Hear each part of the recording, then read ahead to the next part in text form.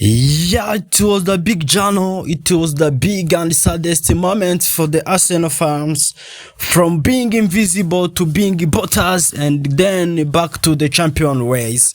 Imyaka 22 yarishize abafana b'ikipe ya Arsenal bategereje kuzongera kubona ekipe yabo yongeye yambitswe ikamba ryo kuba ekipe nziza cyase ryo kuba ekipe ya mbere mu gihugu cy'Ubwongereza batwara igikombe cya Premier League nyuma y'imyaka 22 bategereje, nyuma y'imyaka 22 bubaka, nyuma y'imyaka 22 barwana no kongera kugarura icyo cyubahiro. Bongeye kubikora, bongeye kwisubiza ijambo Mikel Arteta n'abahungu biwe. Imyaka 22 bategereje Premier League bayishizeho akadomo, maze agapira bagaharira Manchester United, Chelsea n'abandi bakunzi b'amakipe atandukanye abajyaga bababarira imyaka 22 ko yarishize.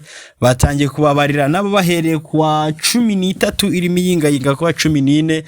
Nongeye kwa ikaze rero hano kuri Game Sport Hub, mbashishikariza gukanda subscribe abatarayikanda, mbasaba ngo mukande like kuri no video, mujye muri comment muduhe ibitekerezo byanyu, n'ingenzi duhora tubikeneye iteka ryose. Kandi nuzajye no video yagushimishije nyine nukajyura no kuyisharinga inshuti yawe kugira ngo twese durire hamwe maze dusupporting cyase dusupporting tuzamure kandi twubake uno muyoboro wacu. Tudatinze rero turebere hamwe kuri urugendo rwari rugenze guturuka mu mwaka wa 2004 kugera ubu mu mwaka wa 2026. Ni ibintu tugiye kunyuramo gake cyane ko nagara amatiribuye amateka menshi na tuzagira igihe cyo kubigaruka nk'amateka like documentary, ariko uyu munsi nagira ngo tunyuremo gake tugende tureba. Mu mwaka wa 2004 ekipe ya Arsenal yatwaye igikombe cya champion idatsinzwe, iza kwitwa The Invisibles, cyase nyine like bari bamaze gukora ibintu bidasanzwe. Premier League irabashimira cyane, bahereza igikombe cya zahabu. Niyo ekipe yonyine mu mateka ya Premier League ikigira igikombe cya zahabu, nyine nk'igikombe batwaye badatsinzwe umukino n'umwe. Icyo gihe ekipe yatozwaga n'umugabo witwa Arsene Wenger bakoze sezo y'igitangaza, batsinda imikino 26, banganya match 12, batsindwa match 0. Bivuze nyine nta match nimwe bigeze batsindwa kabisa. Muri icyo gihe Arsenal yari ifite abo bitwaga ngo ni James Rahman nk'umunyezamu, yagiraga bitwaga Ashley Cole kuri gatatu, yaraga ifite bitwa ba Dennis Bergkamp, abo ifite bitwa Roberto Pires, ifite bitwa ba Thierry Henry muramuzi cyane, agifite na bitwa ba Patrick Vieira. Arsenal yari ikipe nziza ifite abakinnyi bakomeye. Arsenal muri icyo gihe kabisa yararyanaga imeze neza ityaye cyane. Ariko nyuma yaho, nyuma yo gutwara igikombe cya shampiyona mu mwaka wa 2005 baje guhura n'ikibazo gikomeye cy'ubukungu bwari burimo buzamuka. Amakipe yaratangiye guhenda abantu, bacyo gihe murabyibuka nibwo ekipe nka Manchester United muri iyo myaka yari itangiye kujya kugura abakinnyi ba miliyoni 10, nyuma nayo ikaza kwagurisha kuri miliyoni 40. Abakinnyi bari batangiye kugura amafaranga agera muri miliyoni za 70, miliyoni 60. Rero icyo gihe Arsenal yaje guhura n'ikibazo cy'ubukungu, kandi bihuza nuko yashakaga kwimuka iva kuri stade rero bacyayo mateka yo gutwara champion idatsinzwe aho bitaga Highbury yerekeza Emirates, ari naho bagikinira na magingo naya. Rero mu rwego rwo kugira ngo bakomeze bari competitive ku rwego mpuzamahanga cyase mu buryo bwo kugira ngo bakomeze ari aba champion barwanira ibikombe no bitandukanye, byabaye ngombwa nabo ko bimuka bakajya kuri stade nini, kwera ko amafaranga yo kuri stade no yaratangiye kuba yaratangiye to be mattered alive, yaratangiye kuba amafaranga y'agaciro cyane, kandi abantu bakeneye ku maximize ahantu hose hava amafaranga. Bihurana nuko icyo gihe Arsenal rero ikiyoborwa na nicyo twakwita ngo ni group of association, cyase yari ikiri imiryango myinshi yahuriye muri mucyo twakwita nka societe bitandukanye. N'ubu ngubu biyoborwa na Kroenko family, ubu ngubu biyoborwa n'ekipe y'umuryango umwe, nimba ariko twabivuga ni ekipe y'aba Kroenko. Icyo gihe rero bari hakirimo abantu benshi, Kroenko afitemo imigabane, runaka afitemo indi migabane, n'undi afite imigabane, bikagorana kugira ngo babe bahuriza ku kintu kimwe, cyase kumva ko nimba ari ukugura umukinnyi wa miliyoni 50 bari buze kumugura like, cyase nyine byagendaga bigorana, ugasanga ntabwo ari kubihurizaho, bigatuma nabyo Arsenal igenda isubira inyuma.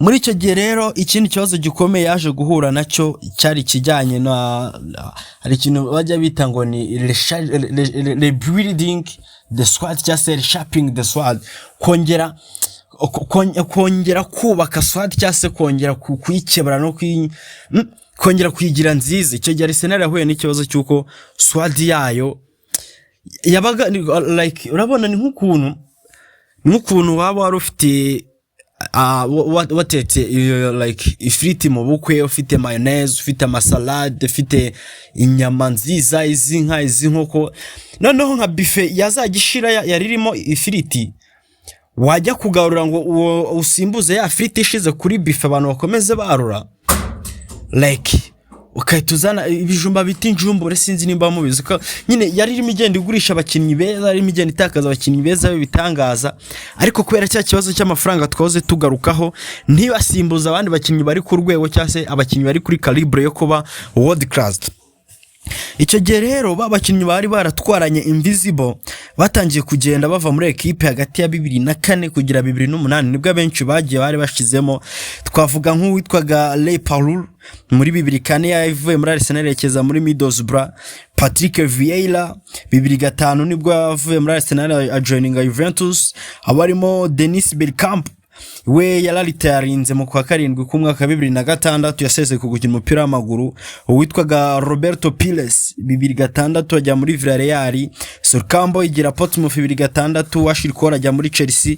Imwe muri transfer zanababaje abafana ba Arsenal cyane, nubwo ndavuga ariko muri icyo gihe muri iyo minsi nimwe muri transfer itarabashimishije. Icyo gihe abarimo nka Loria bajya muri Portsmouth 2007, Freddy Rogenberg 2007 nawe arigendera, hazamo abitwaga ba Jens Lehmann ajya muri Stuttgart, abarimo Gilberto Silva yigire Panathinaikos, abarimo Koloture 2009 bajya muri Manchester City. Mbega nyine equipe Arsenal yaragitakaza babakinnyi bayo b'ingenzi, babakinnyi bari baragiye bakageza ku cyo twita invisibles, bagiye babura aho yajya kubasimbuza, none ukabona abakinnyi iri kubasimbuza nyine like ntago bari kuri calibre yabo baje gusimbura, nyine nabyo bigenda bituma basubira inyuma. Uwitwa Thierry Henry nawe mu mwaka wa 2007 yaje kuva muri Arsenal yerekeza muri equipe ya Barcelona, nubwo muri 2012 yaje kongera igarukamo by'igihe gito mbere yuko ivamo yerekeza mu cyitwaga New York Red Bulls. Abarimo Jens Lehmann nawe yari yarasezeye ku gukina umupira w'amaguru, ariko muri 2011 aseniza kumwiyambaza aragaruka ikinira by'igihe gito, arangije nanone arongera arigendera. Byaje guhumira kumira rero muri iyo myaka za 2014, 2015, 2016 Arsenal yari irimo igenda itwara za FA Cup, ikagerageza kubaka, igerageza gukora utuntu dukomeye, ariko nubundi bikarangira championnat cyangwa se Premier League, Champions League itongeye gusubira kuri ya level, rimwe na rimwe ikabura na tike ya Champions League, ubundi kayibona ntiyibone, bityo nyine agenda yibera equipe yo muri middle table kabisa. Hari usanga za Newcastle, hari usanga za Crystal Palace, na Arsenal yari sigaye yibera kugera naho 2018 uwitwa Arsene Wenger nyuma y'imyaka 22 atoza equipe ya Arsenal, nawe aza kuvuga ati nicyo gihe kugira ngo nsezere ibintu byo gutoza amaklub mbyihorere, kubera ko biri kumvuna cyane kandi imyaka imaze kwigira hejuru, imbaraga zimaze kuba nkeya. Mwaka 2018 rero witwaga Arsene Wenger yaje kwita nawe yigendera. Icyo gihe witwa Wenger muri 2018 2023 nibwo bari batangiye cyitwaga ngo ni rebuilding project, cyase kongera kubaka equipe ikomeye ya Arsenal, ya equipe izagihangana ku rwego mpuzamahanga.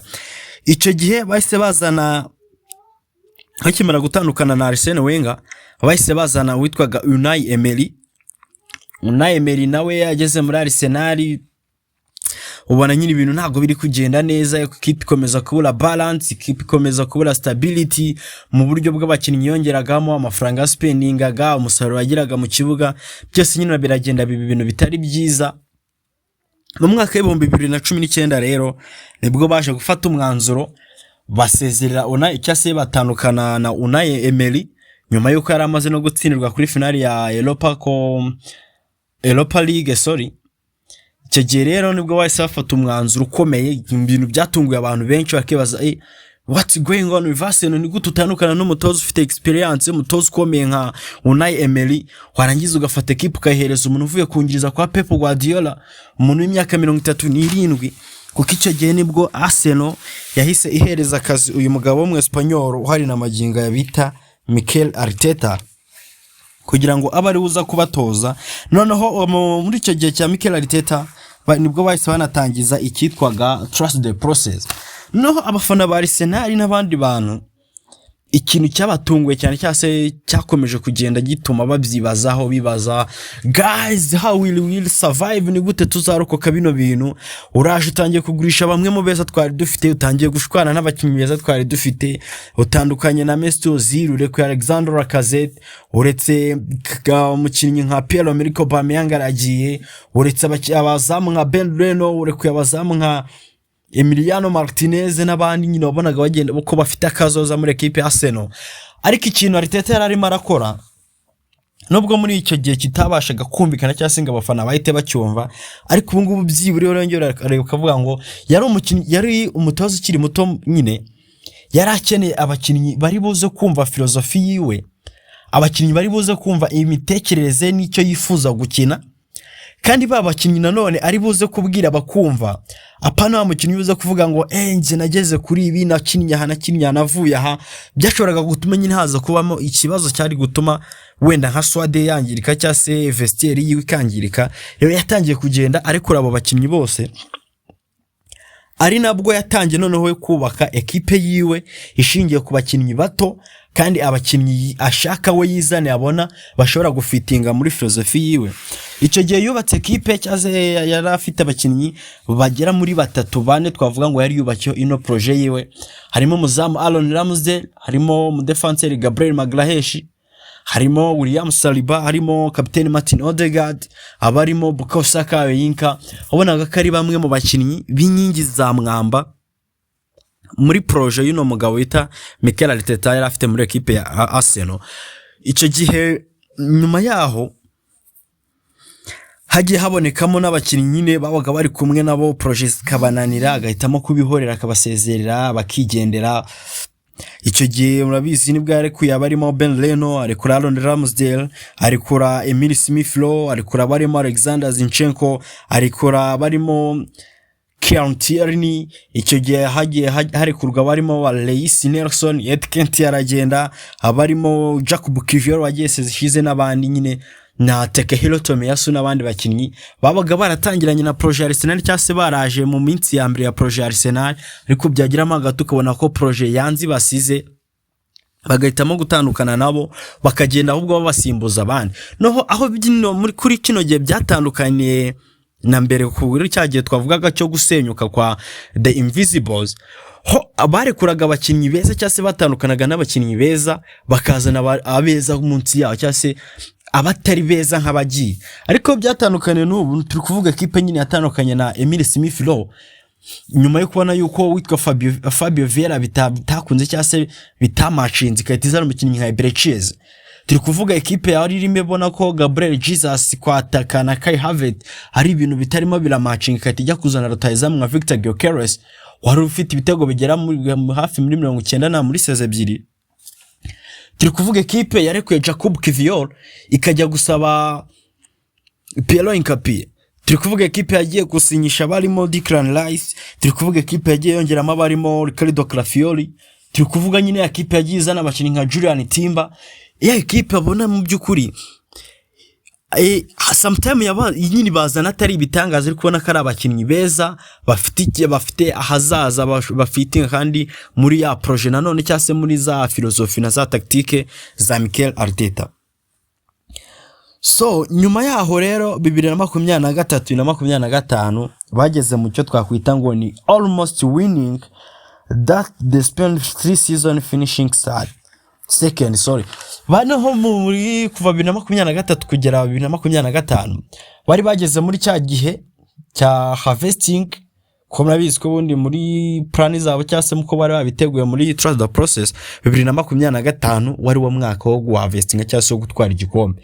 Ntibyakura ko bamaze seze eshatu baba ba kabiri, ariko byibura nanone ikintu cyatumaga muri iyo myaka abafana ba Arsenal basa nk'abagumana icyizere ni urugendo cyangwa se progress bari barimo bagenda bagira, step bari barimo bagenda bagaragaza mu kijyanye na muri UEFA Champions League, ko rimwe baviriyemo kimwe cya kane, ubundi bagera kimwe cya kabiri, uno mwaka bari final. Urwo rugendo rero rwo guhozaho babona ko uno mwaka turajya, ariko next year tugarutse turi beza kurushaho.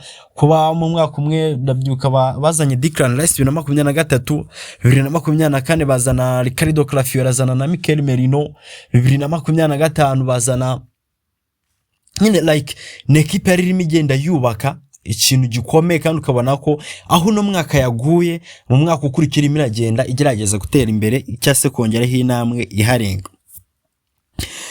Kera kabaye rero umunyarwanda ni wavuze ngo amaherezo y'inzira ni mu rugo, iminsi ba myinshi gahigwa n'umwe,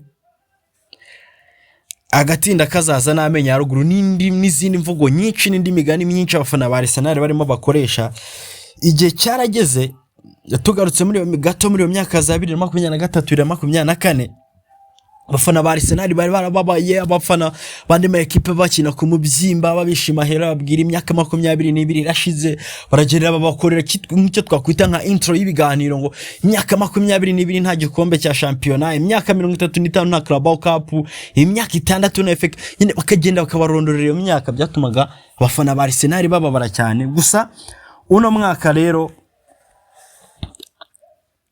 haje kujya nibwo haje kwa micyo twakwita ngo ni end of the pain. Imyaka 22 equipe ya Arsenal yari imaze idatwara igikombe cya championnat igeze ku musozi cyase ishyizweho akadomo. Abafana ba Arsenal bongera kubona igikombe. They laughed at Arsenal, they called them the Butters, but after 22 years the giant are back, the king of London are back, and the London is again shone the red. Se basitse abafana ba Arsenal babitaga the Butters. Imyaka 22 areshize, ariko noneho ya Arsenal abantu bakunze, ya Arsenal abantu batinye yongeye yagarutse. London yongeye kuba umutuku koko byanyabyo, igikombe cya championnat cyongeye gutaha London, kitagiye kwa Chelsea nkuko mu myaka yatambutse cyaga kijya London kigire kwa Chelsea, ahubwo noneho kiri kumwe na Arsenal the Gunners haliya Emirates niyo wongeye gutwara igikombe. The pain made this club stronger, and now Arsenal are champions again, they back in the prime days.